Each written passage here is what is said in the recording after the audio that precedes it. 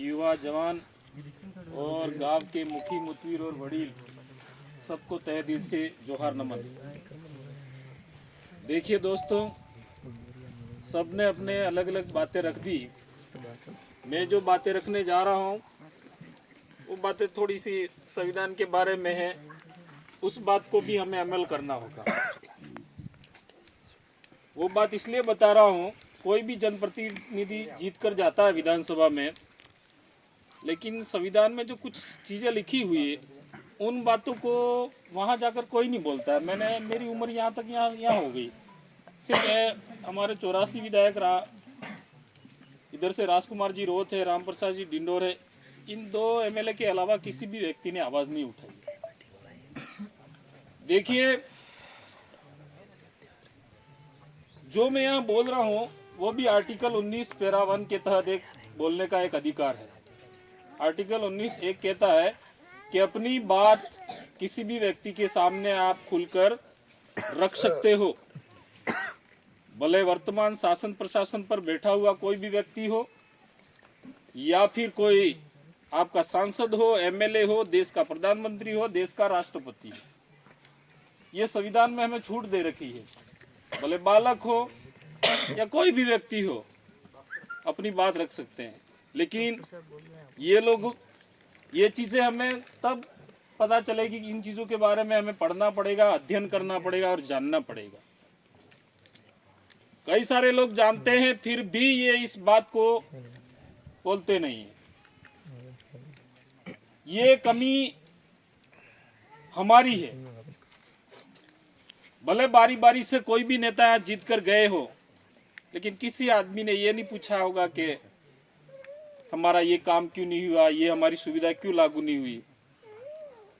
तो ये सवाल जवाब करना है आपको।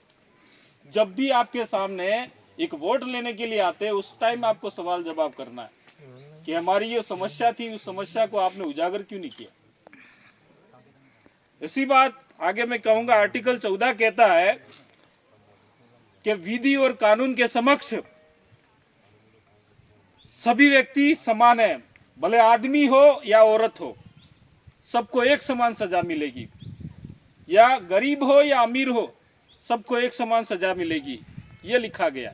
लेकिन मेरी भी यह उम्र होगी पढ़ते पढ़ते, लेकिन ऐसा मैंने देखा नहीं है। जो अमीर है वो पैसा देके छूट जाता है और जो गरीब है उस तबके को देखा ही नहीं जाता है।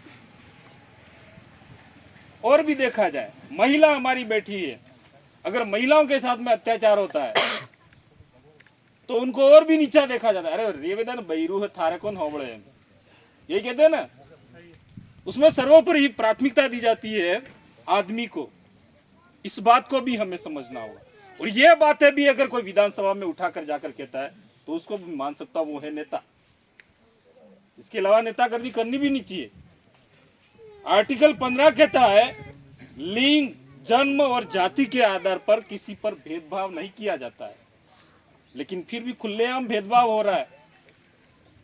जन्म के आधार पर तूने तो हरिजन के घर में जन्म लिया है, तूने तो भील के घर में जन्म लिया है, तूने मेघवाल के घर में जन्म लिया है, तो हमारे बीच में न तेरे हाथ का हम पी सकते हैं न खा सकते हैं। वही बात जाति के आधार पर, तू ये तो फलाना जाति का, ये ढेंका जाति का, ये ऐसा। लेकिन ये बातें भी कोई विधानसभा में नहीं उठाता है। ये कौन उठाएगा? तो उठाएगा कौन इस बात को? उठानी पड़ेगी ना, तब जाके ये सिस्टम लागू हो सकता है। आर्टिकल 16 कहता है कि एसटी, एससी, ओबीसी या माइनॉरिटी के साथ में कहीं भेदभाव होता है तो कानून लागू होता है, कहीं कानून लागू नहीं होता। हमारे यहाँ मार साहब भी बैठे हैं, इन्होंने भी शायद तक 32 साल 33 साल की नौकरी कर ली होगी, रिटायरमेंट होके आगे होंगे, लेकिन इन्होंने भी बहुत सारी स्कूलें देखी होगी। जनरल कास्ट का टीचर होगा, नीची जाति का टीचर होगा, तो हमेशा नीची दृष्टि से देखता है वो, ये तो फलानी जाति का है, तेरी बात कौन सुनेगा। अगर मास्टर, हेड मास्टर अगर अन्य अदर कास्ट का, बड़ी कास्ट का होगा, भले वहां पर कितना भी स्टाफ हो, लेकिन चलेगी किसकी? उसी की चलेगी। ये विभागों में भी ये सिस्टम चल रहा है। इस बात को भी हमें बात उठानी होगी विधानसभा में। अभी भाई साहब ने बता दिया, पंचायत समिति सदस्य भूतपूर्व रहे, उन्होंने कहा पट्टा ले लिया, पट्टा लेने से ही काम नहीं होता है। अब आर्टिकल 21 में यह लिखा गया है कि जीवन जीने का अधिकार, जल जंगल जमीन और ये जितने भी पशु पक्षी रह रहे हैं उनको भी बचाना है। सिर्फ मनुष्य को ही नहीं बचाना है, क्योंकि अगर पर्यावरण बचेगा तो आप भी बचोगे।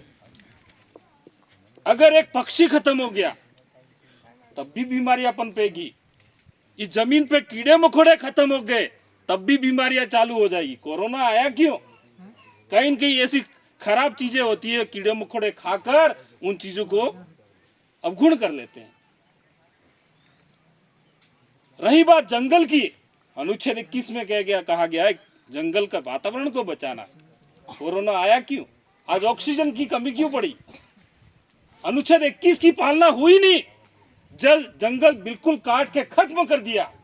उदयपुर के आसपास में देख लो, बड़े बड़े पहाड़ों पर होटलें बना दिए। प्रदूषण होगा ना, ऑक्सीजन है ही नहीं। कोरोना काल में ऑक्सीजन से ही लोग ज्यादा मरे। इस गांवों में देखना, कोई भी ऑक्सीजन के बिना नहीं मरा होगा। क्यों?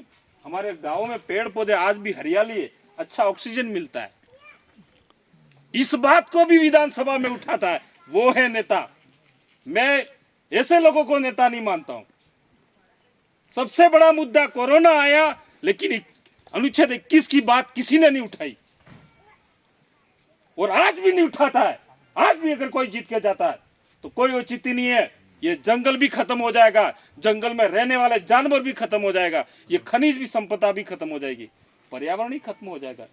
तुम आदिवासी रहोगे कहां से? हमें इस सिस्टम के लिए लड़ाई लड़नी होगी।